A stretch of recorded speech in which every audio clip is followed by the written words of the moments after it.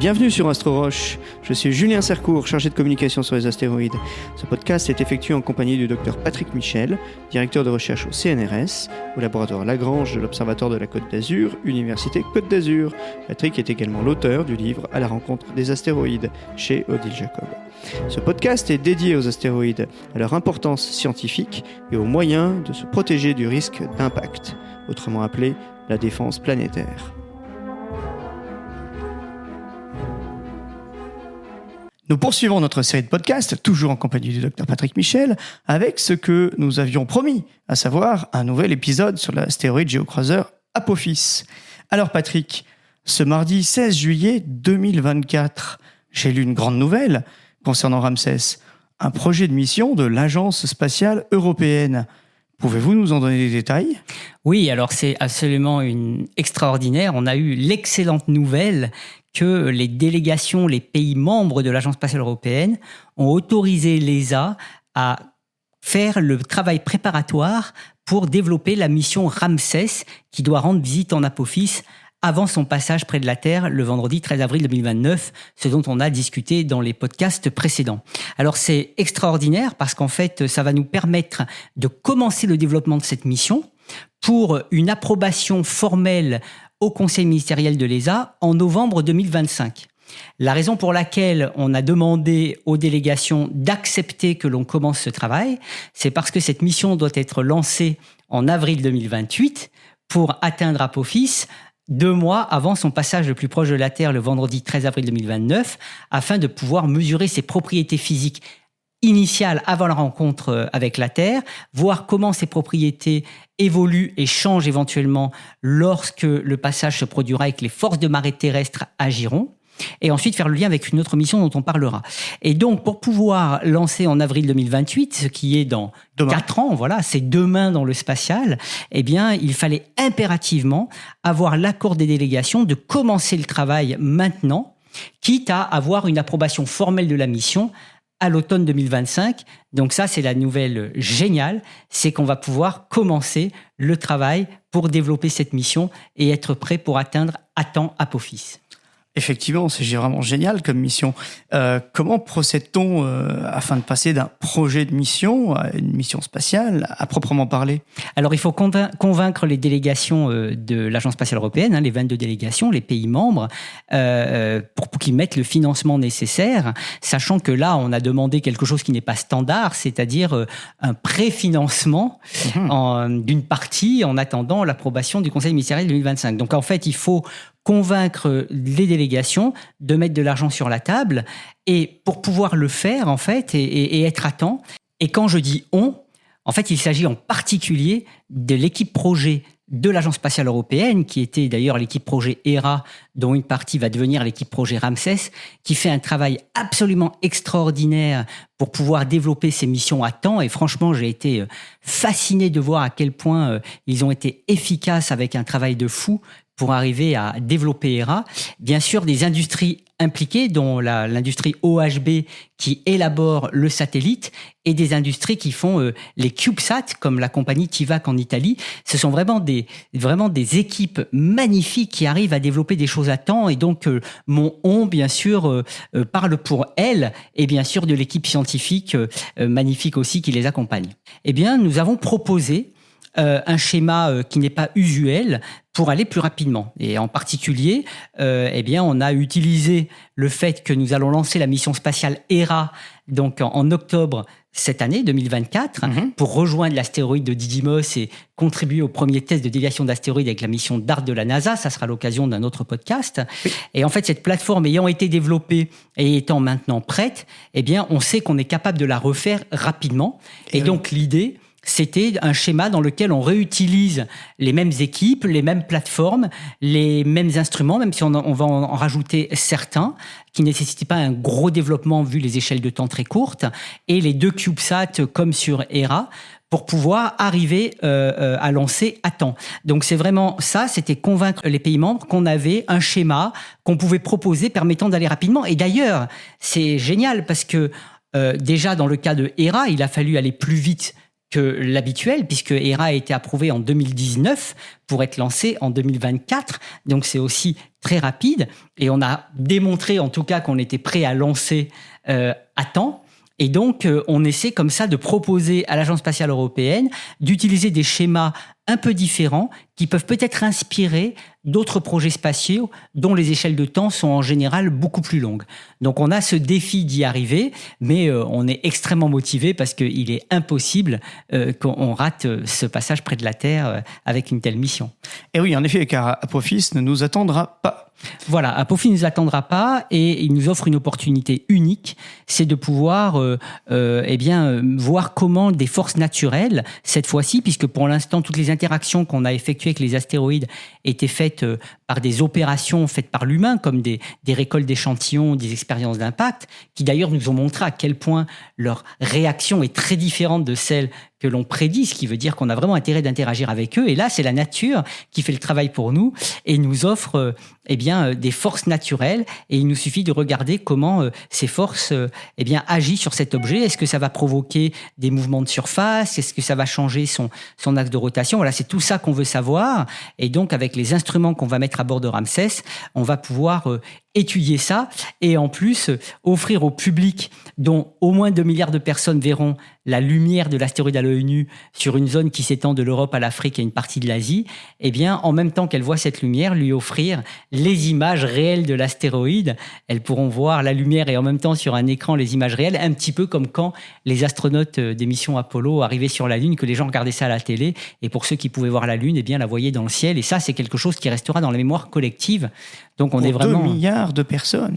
Eh oui, parce que ça va couvrir différents continents et là, on va organiser d'ailleurs une grande campagne internationale vers le public, puisque l'ONU est en train de faire passer une résolution pour faire de l'année 2029 l'année internationale des astéroïdes et de la défense planétaire, en réponse à une proposition à laquelle j'ai contribué avec la NASA, l'ESA et quelques autres collègues, qui justement proposait de profiter de cette opportunité pour sensibiliser le public à cette thématique de défense planétaire, sachant que Apophis ne présente absolument aucun risque, mais c'est une possibilité pour nous de montrer au monde entier comment on s'organise pour faire face à ce risque d'impact qui ne devrait pas nous concerner vu les échelles, les fréquences d'impact de ces objets, mais dont on sait qu'elle se reproduira sur le long terme.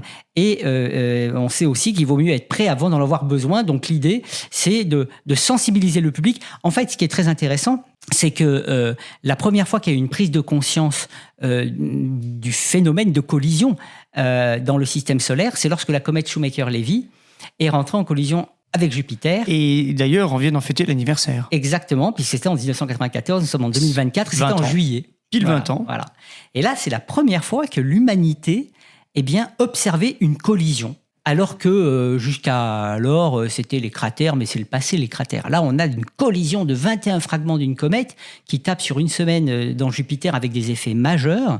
Et ceci a conduit, en fait, aux premières résolutions d'institutions telles que le Conseil de l'Europe, qui en 1996 a fait passer une résolution pour faire face au risque d'impact, suivi par la NASA, le Congrès américain, en 1998, qui a demandé à la NASA de faire l'inventaire de tous les objets potentiellement dangereux plus grands que 1 kilomètre. Donc il faut des événements un peu marquants pour faire prendre conscience que, on a quand même si le risque est très faible, une Terre qui évolue dans un océan relativement vide, mais soumis parfois à des objets qui nous arrivent dessus.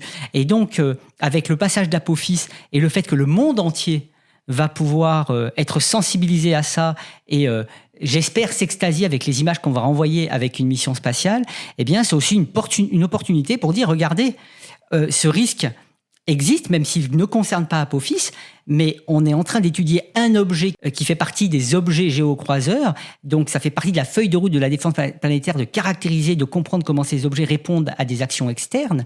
Et on est en train de faire ça pour vous offrir à terme un plan robuste qui vous permettra de se protéger de ce risque pour les futures générations. Une véritable assurance vie, en fait. Exactement, afin qu'elle n'ait pas à improviser. Je pense que les dinosaures auraient aimé qu'en amont, certains d'entre eux réfléchissent à ce problème-là, même s'ils ne se sentaient pas concernés. Alors en principe, ils ne devraient pas nous concerner, nous, mais sur le futur, ça se produira. Et pour revenir concrètement à la gestion de mission, dans l'épisode 4, vous aviez parlé de synergie à mettre en œuvre avec la mission de la NASA OSIRIS-APEX. Et vous en avez déjà l'expérience d'ailleurs avec AIDA, qui regroupe la mission DART et la mission HERA. Et donc, concrètement, comment ça se passe, une coopération spatiale internationale ? Oui, alors ça, c'est extraordinaire et c'est très important parce qu'en fait, le fait de faire des coopérations internationales entre scientifiques est aussi une démonstration au monde entier que lorsqu'il s'agit de sciences, de connaissances, de protection de la planète, on efface les frontières et on travaille tous ensemble. Et avec la mission DART et la mission HERA qui ont fait le premier test de déviation d'astéroïdes entièrement documenté, eh bien, pour élaborer ces missions, on a construit une coopération internationale de scientifiques qu'on a appelée AIDA, pour en anglais Asteroid Impact and Deflection Assessment, donc c'est traiter le risque d'impact d'astéroïdes. Et entre scientifiques, on s'est organisé pour soutenir le développement et l'interprétation des données des missions DART et HERA de façon coordonnée, organisée à l'échelle internationale. Et ça marche.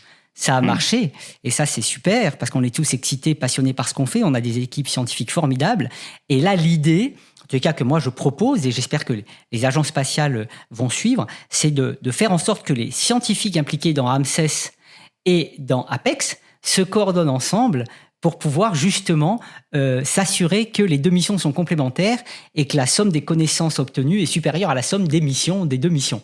Et ça, on sait faire et on veut continuer à le faire, sachant que là, on a un enjeu formidable, c'est que là, le monde entier va regarder ce qui se passe et savoir quelles sont les agences qui sont sur place.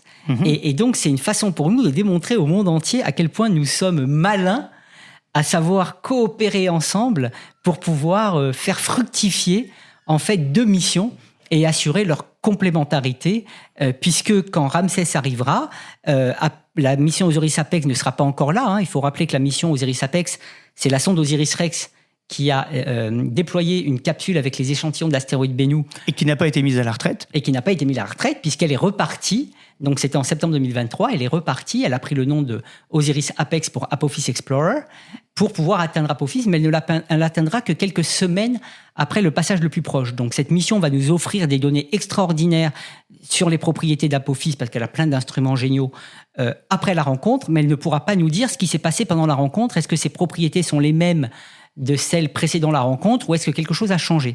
Et ça, c'est le rôle de Ramsès, qui va donc pouvoir étudier tout ça et faire le lien avec la mission OSIRIS-REx, qui restera en principe 11 mois après la rencontre. Mais il y aura quand même un moment où les deux missions seront ensemble.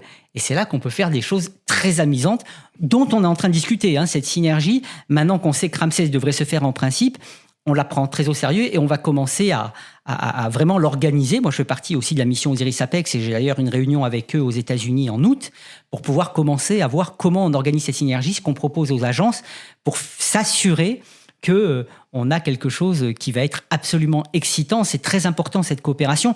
Et d'ailleurs, à souligner que dans Ramsès, qui est donc une mission de l'Agence spatiale européenne, nous avons des partenaires d'autres agences spatiales qui nous rejoignent, qui nous soutiennent, qui vont fournir des composants, en particulier l'Agence spatiale japonaise qui est très motivée à participer à cette mission avec un instrument qui est déjà à bord de la mission HERA, qui est un imageur dans l'infrarouge thermique, qui va nous donner les propriétés thermiques et de rugosité de surface de l'Apophis, et puis peut-être même un lanceur, c'est à définir, donc ça serait extraordinaire, là ça ferait vraiment une coopération très forte.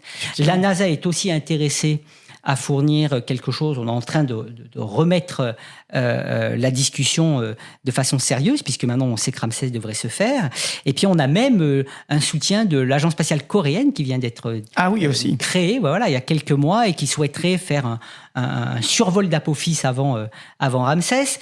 On a même l'Agence spatiale indienne qui est intéressée, et puis on a d'autres missions qui proposent de faire un survol d'Apophis avant Ramsès pour nous fournir un modèle de forme d'Apophis, puisqu'on a un modèle, on sait à peu près la forme qu'Apophis, enfin d'après les observations depuis le sol, mais qui sont très incertaines. Des observations faites au radar aussi. Faites au radar, qui permettent d'avoir des modèles de forme un peu plus de l'astéroïde un peu plus robustes. Et on dirait que c'est deux lobes rocheux collés l'un à l'autre, mais c'est pas sûr.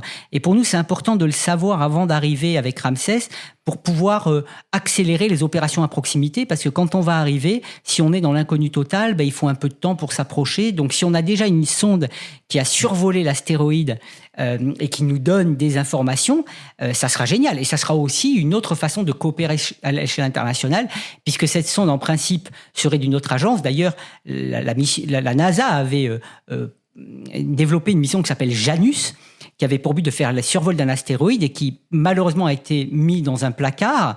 Et nous soutenons fortement la communauté, le fait que ces CubeSats qui sont prêts à être lancés reprennent vie et soient lancés pour aller voir Apophis un peu avant nous. Donc voilà, il y a plein de façons de s'organiser. En tous les cas, entre Ramsès et Apex, c'est sûr qu'on va s'organiser et on espère que s'il y a des survols pré-rencontres qui peuvent informer Ramsès sur la forme d'Apophis, eh bien, on aura aussi un échange de données. Donc, c'est vraiment génial parce que c'est les meilleures façons de coopérer. Et moi, j'ai participé à plein de missions spatiales vers des astéroïdes. À chaque fois, c'était des coopérations internationales magnifiques parce qu'on se connaît tous. On est une petite famille et il faut qu'on continue comme ça. Eh bien, je vois, docteur Patrick Michel, que vous avez vraiment du pain sur la planche, vous et vos collègues et tous les ingénieurs qui participent à toutes ces missions. Donc, je vais vous laisser pour l'instant et je reviendrai vous voir pour un prochain épisode.